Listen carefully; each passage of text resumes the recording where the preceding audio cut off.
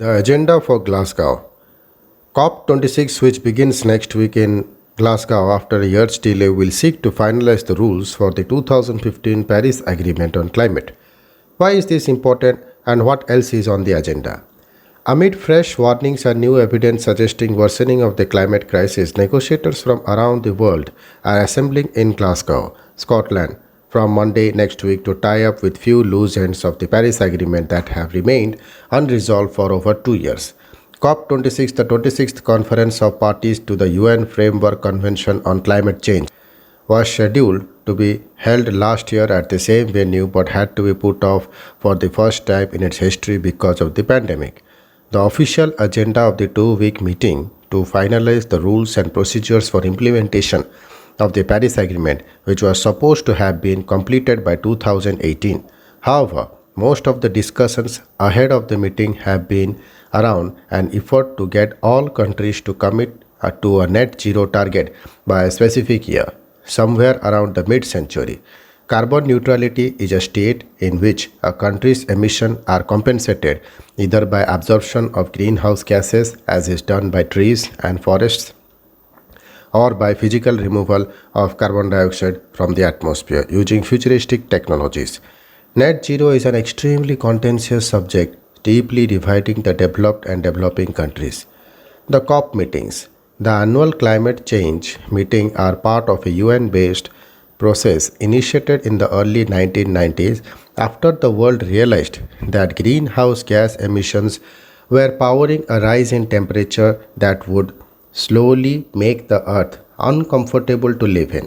Over the years, these meetings have had remarkable success in bringing climate change to the top of the global agenda and ensuring that every country has an action plan to tackle climate change. The process has also been delivered two international agreements, Kyoto Protocol in 1997 and Paris Agreement in 2015, aimed at cutting down global emissions. The outcomes of these meetings, however, have not matched the scale of the response required. The original objectives in terms of the amount of emission reductions and the principles that would govern the international climate architecture have been diluted severely. Most industrialized countries have failed to deliver on their initial promises, not just on emission reduction but also on their commitments to help with finance and technology. As a result, the climate crisis has worsened in the last 20 years, manifesting itself in more frequent and intense extreme weather events. Despite the shortcomings, however, these meetings remains the best bet to put the world on path away from the climate disaster. Carbon markets. The rules and procedures of the landmark Paris Agreement of 2015 are still hanging because countries are yet to agree on some of the provisions related to creation of new carbon markets. Carbon markets are an important instrument to facilitate emission reductions and were an integral part of the Kyoto Protocol that has now given way to Paris Agreement. Under the Kyoto Protocol, a set of rich and industrialized countries are allotted specific emission reduction targets. One of the indirect ways to achieve these was to let countries buy carbon credits from developing countries. The latter had no obligations under the Kyoto Protocol to reduce their emission, but if they were able to do so, they could earn carbon credits. Developed countries could buy these credits and count them towards achieving their targets. Developing countries did not lose anything and instead received payment to finance their switch to cleaner technologies. Because emission reductions anywhere helped the entire globe, this was seen as a win-win situation for everyone. There was a couple of other methods though which carbon credits were traded for money both within and between countries. Over the years, developing countries like China, India and Brazil accumulated large number of carbon credits which at one point were in great demand as developed countries had to achieve their targets. And this was often a cheaper way to reduce emission by upgrading their own industrial facilities. However, as the clamor grew for new agreement to replace the Kyoto Protocol, which rich industrialized countries found constraining, the motivation of the developed countries to move towards their targets reduced.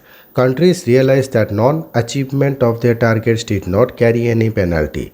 So, most never met their targets. Several others were even walked out of the Kyoto Protocol. The result was a big drop in demand for carbon credits and the consequent fall in the price of carbon. Both countries such as India, China, Brazil continued to earn carbon credits in the hope that demand would return. Once a successor pact to the Kyoto Protocol was in place, that happened with the Paris Agreement. Carbon markets are envisioned in the Paris Agreement as well, but a new problem arose. Developed countries said they would not allow the transition of their earlier carbon credits to the new market mechanism, claiming many of these were dubious and did not accurately represent emission reductions. They sought more robust methods to grant carbon credits. The developing countries are insisting that their accumulated carbon credits worth billions remain valid in the new market. This remains the last stumbling block in the finalization of the rules and procedures of Paris Agreement. Most other issues were negotiated at the previous meeting in Madrid in 2019. Settling this is one of the main objectives of the Glasgow meeting. Net zero. An agreement on carbon markets would involve intricate negotiations. The discussion on net zero targets is the meanwhile is much more attention grabbing incidentally. The issue of net zero or carbon neutrality does not find a mention in Paris Agreement and therefore does not form part of the process.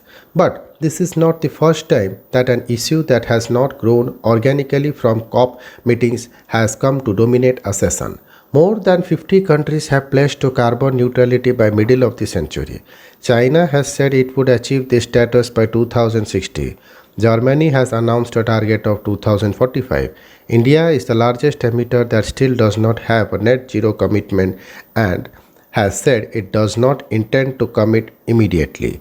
Several other developing countries have also been resisting such targets, arguing it is the developed world's way of shifting their own burdens of reducing emission on to everyone else. Last week, in a virtual meeting, ministers of 24 nations, which call themselves like minded developing countries LMDCs, denounced the efforts to force a net zero target on everyone, saying it went against equity and climate justice. India is a part of LMDC and interestingly, so is China. Other members include Indonesia, Malaysia, Iran, Bangladesh, Philippines, and Sri Lanka. Reminding the developed world that the COP meetings were a history of their broken promises, LMDC said it was lack of adequate action on their part of rich nations that had led to worsening of the climate crisis. Despite their lack of ambition shown in the pre-2020 period as well as in their Paris Agreement NDCs, nationally determined contribution, major developed countries are now pushing to shift the goalpost of the Paris Agreement from what has already been agreed by calling for all countries to adopt net zero targets by 2050. This new goal, which is being advanced, runs counter to the Paris Agreement and is anti-equity and against climate justice, the ministerial statement said. Demands for net zero emissions for all countries by 2050 will exacerbate further that existing inequities between developed and developing countries, it said. It is clear that discussions on net zero are also likely to lead on fireworks at Glasgow. Climate on the ground global table. 1992 Earth Summit, Rio de Janeiro. The meeting that set up the architecture for negotiations on an international climate change agreement. It finalized UN Framework Convention on Climate Change UNFCCC, the mother agreement that lays down the objectives and principles on which climate action by countries are to be based. It acknowledged that developing countries had fewer obligations and capabilities to bring down emission. Developed countries agreed a non-binding commitment to take measures aimed at returning to their 1990 emission levels by 2000. 2009 COP15 Copenhagen. Attempts to finalize a new agreement to end in failure. Over 110 heads of nations assembled, but differences were too deep to be bridged. Countries agreed to try again a few years later. Developed countries committed to mobilizing 100 billion every year in climate finance for developing countries from 2020. 1997 COP3 Kyoto. Delivered by the Kyoto Protocol precursor to Paris Agreement, the protocol assigned specific emission reduction targets for a set of developed countries to be achieved by 2012. Others were supposed to take voluntary actions to reduce emission. The Kyoto Protocol expired last year as Paris Agreement took its place. 2007 COP13 Bali. It reaffirmed the principles of CBDR in the efforts to find a replacement to the Kyoto Protocol, which developed nations were getting increasingly uncomfortable with, especially after the emergence of China as the world's leading emitter. Developed countries want emission reduction targets for everyone or for nobody, their argument being that without stringent action from China and India, the success of any climate action would not be possible.